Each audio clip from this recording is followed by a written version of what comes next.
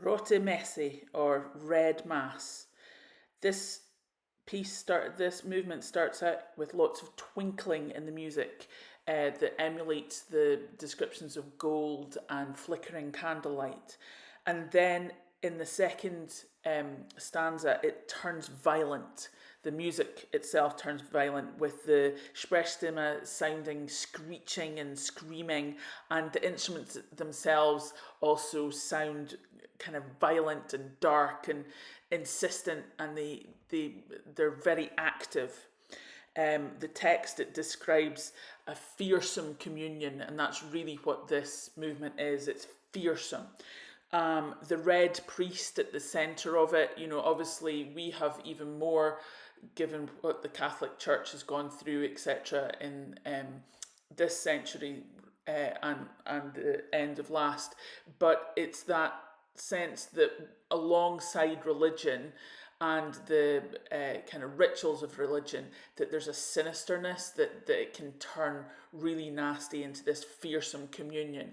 Now, this priest makes the ultimate kind of horrific communion in that he tears his white vestments and reaches his hand into his chest and plucks out his heart. I mean, it doesn't get more horrific than that, really. And for me, it's reminiscent of Apocalypse Now, which of course is also based on Conrad's Heart of Darkness, to where, at the very centre of that novella is the horror.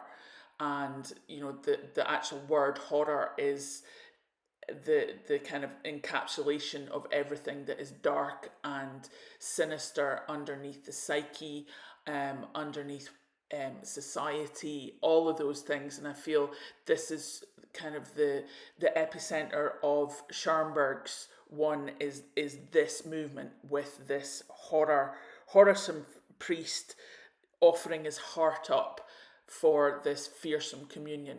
So in the actual painting, anyone who's a fan of Francis Bacon will see my kind of use of the screaming priest, because to me, in my mind, when I think of a fearsome priest, a sinister priest, that's exactly what comes to mind. So this, of all of my paintings, is the one that I find most disturbing, which I think is fitting, because this is the movement I think that is most disturbing in Schoenberg's Pierre Lunaire, so it all fits together. But this one should kind of feel haunting and should kind of stick in your head.